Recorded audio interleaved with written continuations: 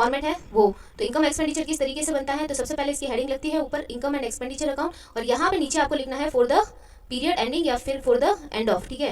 यहाँ पे या फिर हम तो लिखेंगे फॉर द ईयर एंडिंग, तो जो भी ईयर एंडिंग के लिए आप बना रहे हो वो यहाँ पे लिखना है। और ये वाला जो साइड होता है वो होता है डेबिट साइड, ठीक है, और ये वाला जो साइड होता है वो होता है क्रेडिट साइड। तो क्रेडिट साइड में इसकी क्या आती है, इनकम, जस्ट लाइक अ P&L अकाउंट। P&L अकाउंट में भी क्रेडिट साइड में क्या आती है, सारी रिसिप्ट्स और इनकम आती है, और डेबिट साइड में क्या आते हैं, सारे एक्सपेंसेस आते हैं। तो बिल्कुल ये P&L जैसा ही है, क्योंकि ये भी नेचर में कैसा है, नॉमिनल है। तो देखिए सबसे पहले इनकम की अगर हम बात करें तो इनकम में सबसे, जैसे इनकम इनको कहाँ से हो सकती है, तो मैंने आपको एनपीओ के इनकम के मेन हेड बताए थे प्रीवियस वीडियो में। क्या बताया था कि इनको मेनली जो इनकम के सोर्सेज है वो है subscription, donation, membership fees, entrance fees, legacies, ठीक है। तो ये सब इनके क्या है, इनकम के सोर्सेज हैं। तो ये जो सारी की सारी इनकम है वो इधर आएगी, लेकिन हमें ध्यान ये रखना है कि वो सिर्फ किससे रिलेट करती हो, करंट ईयर से रिलेट करती हो। और दूसरा हमें ये भी ध्यान रखना है कि वो नेचर में भी कैसी हो, रेवेन्यू नेचर की हो, ठीक है। इसमें एक दो ये चीज़ें आपको बहुत ही क्लियरली ध्यान रखनी है, एक तो करंट ईयर और दूसरा रेवेन्यू नेचर की हो, ठीक है। तो अब जैसे सब्सक्रिप्शन है, सब्सक्रिप्शन एक तरीके से रेवेन्यू इनकम होती है इनकी, ठीक है, और वो हमें लेना है करंट ईयर का। करंट ईयर का लेना है तो ऑब्वियसली बात है कि इसमें कुछ एडजस्टमेंट करने होंगे, क्योंकि हमें रिसिप्ट पेमेंट में जो सब्सक्रिप्शन की अमाउंट दे रखी होती है ना,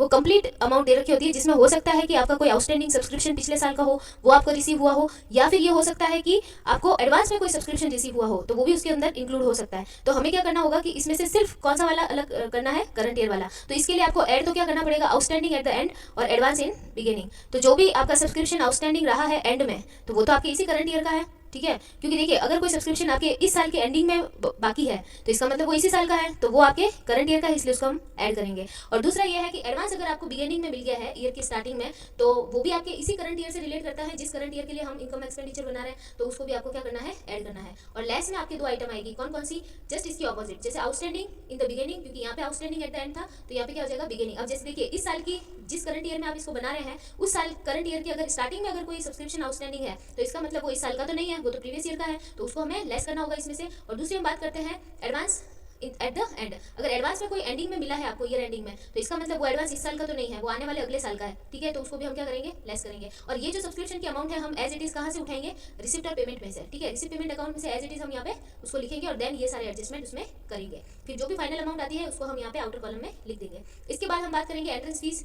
एंट्रेंस फीस एक तरीके से रेवेन्यू रिसिप्ट होती है, तो उसको हम यहाँ लिखेंगे। देखिए इसमें लाइफ मेंबरशिप फीस नहीं आ रही है, क्यों, क्योंकि वो एक कैपिटल नेचर की रिसिप्ट होती है, तो वो सीधी आपके किस में चली जाएगी, बैलेंस शीट में। फिर देन आता है डोनेशन, और डोनेशन भी यहाँ पे स्पेसिफिक डोनेशन नहीं आता है, जनरल डोनेशन आता है, क्योंकि जनरल डोनेशन ही रेवेन्यू नेचर का होता है। इसके बाद सेल ऑफ ओल्ड न्यूज़पेपर, ये भी सब रेवेन्यू है। फिर इसके बाद हॉल रेंट, अगर कोई रेंट वेंट है तो वो यहाँ आ जाएगा। इसके अलावा कोई सन्ड्री रिसिप्ट है तो वो यहाँ आ जाएगी, ठीक है। तो ये सारे रिसिप्ट हम यहाँ लिख देंगे जो कि रेवेन्यू नेचर की हो और करंट ईयर की हो।